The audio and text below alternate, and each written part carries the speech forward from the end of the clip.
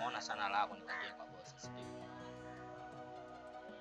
Msomali, nadhani unaelewa jinsi gani navyompenda yule mwanamke, lakini umekuwa ni mtu wa kuleta sana shobo naye. Unadhani mimi najisikiaje? Ila mshikaji wangu tambua mimi na yule binti sina mahusiano naye. Na yule ni mteja wetu, amekuwa akija sana pale gengeni. Nadhani unamfahamu hata yeye. Kwa nini usingejaribu kuziba basi vilaka hata kwa bosi? Naona amua kabisa kunikandia. Angalia sama maamuzi aliyochukua bosi. Kwa ndo umerizika nayo, si ndio? Shida ni wewe kuzidishwa karibu naye. Alafu sikia nikwambie. Uzembe uliofanya wewe sitaki na mimi unitokee. Kumbuka goli lipo wazi. Hamna mtu. Ngoja mimi nikaendelea na kazi yangu. Yaani Moze, nakuomba basi mshikaji wangu, jaribu basi hata dakika moja kaongea na bosi, umwambie kwamba haikuwa makusudi, ilikuwa ni bahati mbaya. Moze, unaamua kabisa kunifanyia hivi mimi rafiki yako karibu, si ndio? Moze, tambua mimi ni rafiki yako, mimi na wewe tumetoka mbali. Maisha yako mimi nimeona uelewi, kwa kuwa na mimi nimepata kazi pale, ikabidi nikuchukue tubishe wote pale gengeni. Lakini leo hii imetokea mistake kidogo. Umeshindwa kuziba hata viraka vya rafiki yako. Na umeamua kuchukua hiyo nafasi, kuchukua kisu cha moto na kupiga ndani ya moyo wangu, si ndio? Sina cha kukusaidia. Moze.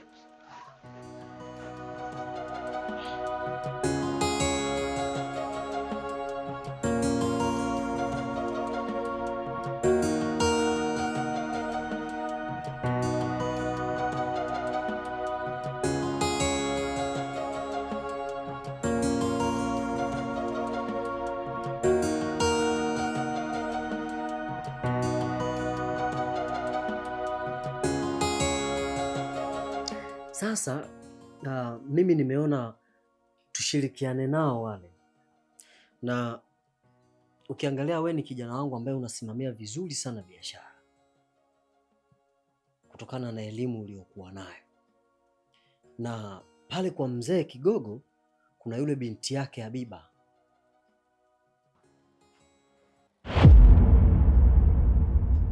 Habiba vipi, unamfahamu? Ni rafiki yangu. Oh. Sasa nimeona niwaunganishe pamoja ili nyinyi sasa mtakapokuwa pamoja mkisimamia hizi biashara zetu, nafikiri zitaenda vizuri, kwa sababu yeye Habiba ana upeo mkubwa sana. Alkadhalika na wewe pia una upeo mkubwa sana kwenye usimamizi wa hizi biashara. Kwa hiyo nafikiri mkiwa pamoja nyinyi kila kitu kitakuwa sawa. Nikupe kitu kimoja Dani. Kuhusu hilo, ondoa shaka. Ondoa shaka kabisa. Hakuna kitakachoenda tofauti.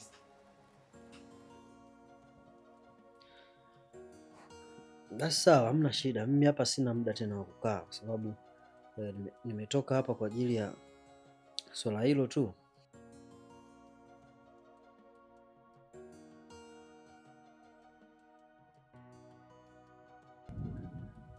David, unajua of course umejua kupendelea. Kula kwanza. Kula mpenzi wangu. I like it baby. I like it so. Jambo achane upoze muda wa kula bwana. Mnalishana nini? Achane utoto basi. Utakuwa hata ukiwa na mpenzi wako mwenyewe unafanya hivyo hivyo. Huo wivu. Wewe mwanangu hapa hivi kula tuendelee na mambo mengine. Ana lolote atakuwa na wivu. Yetu achana nayo. Au unasemaje? Shemeji, hawa watoto wa mjini mimi nitawapa nini? Mimi hata sina mpenzi na sasa kwenye magazeti. Wewe mpenzi ninaye.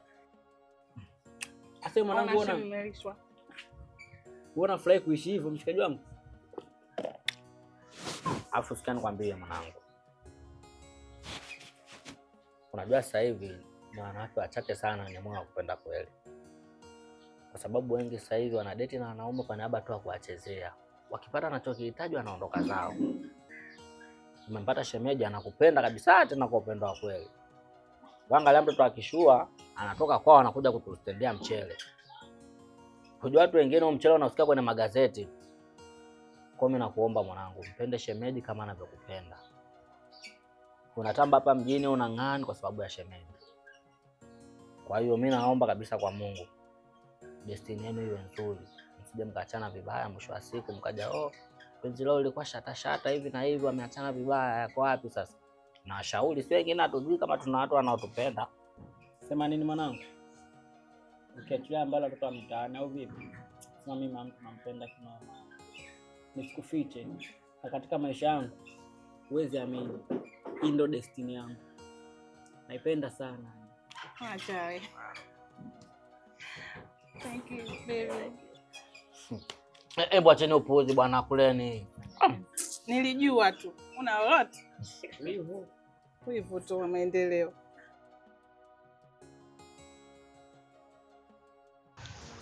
Habiba. Baba. Pamoja na dada yako. Kwa kweli mimi najivunia sana kuwa na nyinyi. Sijapoteza kitu kuwekeza juu yenu kuhusu elimu. Tofauti na nilivyokuwa nafikiria. Nilikuwa najua sasa hawa wanangu nawaweka na mambo ya disco sijui itakuwaje, mambo ya club. Lakini mmeniheshimisha. Baba bwana. Haya mambo yashapitaga, si tushakoa sasa hivi. Safi sana. Na jengine kuhusu masuala ya ofisi. Nimejaribu kupata partner ambaye nimekutafutia sasa ili mkae pale ofisini niendeleze ile ofisi. Mimi nakujua ni genius. Akili nayo, fikra zako ziko vizuri. Kwa hiyo mkiungana kampuni haitoyumba kabisa. Lakini dadi, sijakuelewa partner gani ulimpatia? Kuna huyo hajamaliza hata mwaka kwenye masomo yake, au mimi ndio sijakuelewa unamaanisha nini?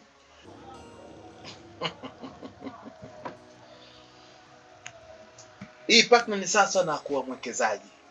Unajua unapofanya biashara yako na unataka ikue, unapopata mtu mwenye akili, mwenye uweledi wa kuelekeza biashara sehemu ikafika, ni furaha. Mimi najua wewe mwanangu, najivunia. Kwa hiyo yule partner atawaendesha vizuri na mtakaa pamoja, mtashirikiana. Ofisi haitoyumba. Mimi nitakuwa kazi yangu tu nimekaa. Napiga simu tu mwanangu, leo wapi? Leo hivi. Lakini dadi, mbona mdogo mimi ni mkubwa? Mwambie ache hivyo yo. Afu baba, mimi nashukuru sana. Hata sikutegemea kama utaniandalia hii zawadi kubwa. Najua wewe ndio ambaye unamuendesha. Mambo yote unampangia. Najivunia kuwa na nyinyi kwa kweli. Dadi. Sina shida na wewe. Fly mwenyewe.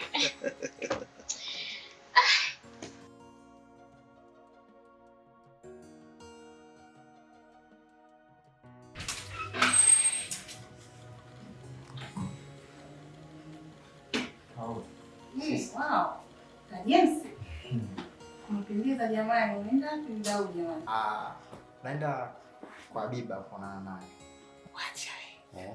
Kusala lazima na biashara da. Wapi? Hapo najua wapi unachoenda kufuata, mimi naelewa. Sio hivyo sister. Yeah. Haya poa kakaangu. Sawa. Haya bwana, ufike salama, lakini pia kwa habari.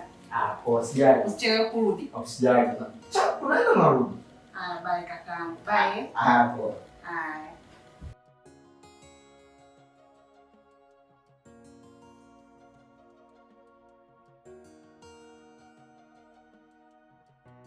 Request basi mdogo wangu sinune. Nitarudi, sina shule. Nikuzoea mdogo wangu. Sasa kwa karibu na wewe. Mimi nitapata nikamaliza mtihani yangu ya mwisho. Usikie? Wewe mwenyewe unajua mnataka kunishauri sasa hivi. Baba mwenyewe ashikiki nyumbani. Nitashinda mwenyewe kama mmoja. Wewe usijali. Mimi ninaenda kumaliza masomo yangu ya mwisho nitarudi.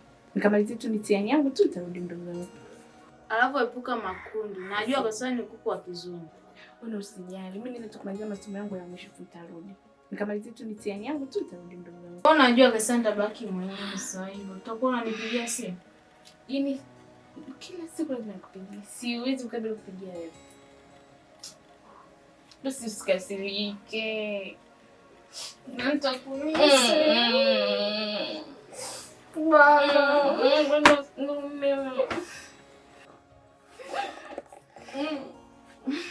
Mimi nitalia. Usijali mtilie. Bye. Bye.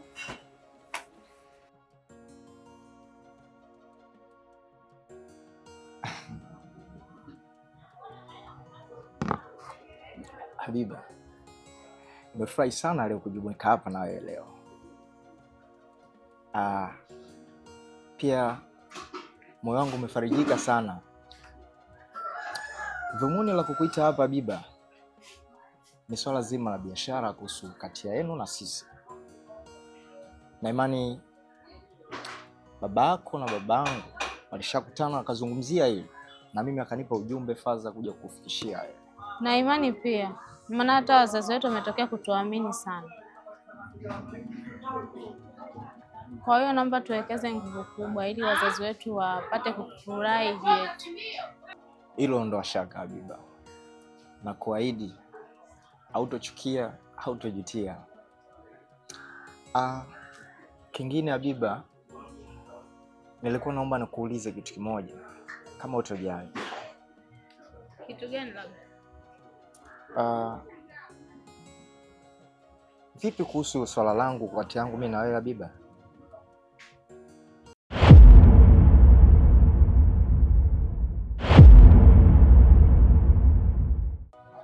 Sikia nikwambie. Laiti ningejua umenitia upuzi wako, nisingeweza kuacha kazi zangu kuja kukusikiliza wewe. Kinachotuunganisha sisi ni wazazi wetu tu na mambo ya biashara. Usitegemee chochote kutoka kwangu. Alafu isitoshe, umenitia hapo kuja kunieleza upuuzi. Yaani kuja kunieleza ujinga wako, naomba iwe mwanzo na mwisho. Habiba, na kuahidi nitakupa kile ukitakacho. Naomba tuheshimiane James. Fanya hivyo.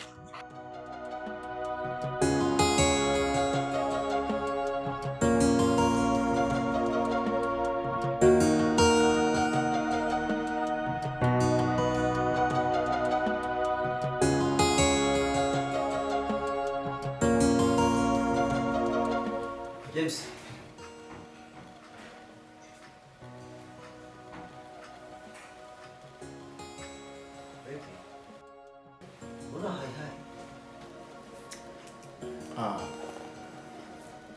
Nilipotoka nimekutana na vitu tofauti Dadi. Tofauti? Yeah. Kwamba maagizo ulionipa niyapeleke kwa Habiba kuhusu biashara nimeongea naye. Lakini cha ajabu katikati ya maongezi Dadi amenyanyuka ameondoka. Na kama sikuelewi, yaani James, kweli una uhakika umezungumza naye vile ambavyo nimekuagiza? No Dad. No. Siwezi kuongea tofauti. Ina maana uniamini?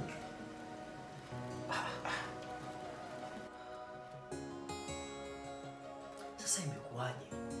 Kwa sababu mzee wake mimi nilishazungumza naye kila kitu na akanihakikishia kwamba hili swala limeisha. Mimi mwenyewe sielewi. Yaani sijaelewa movement iliyotokea pale. Okay, sawa. Sasa relax. Kwa sababu mimi mzee wake namuweza, ili swala nitalishughulikia mwenyewe.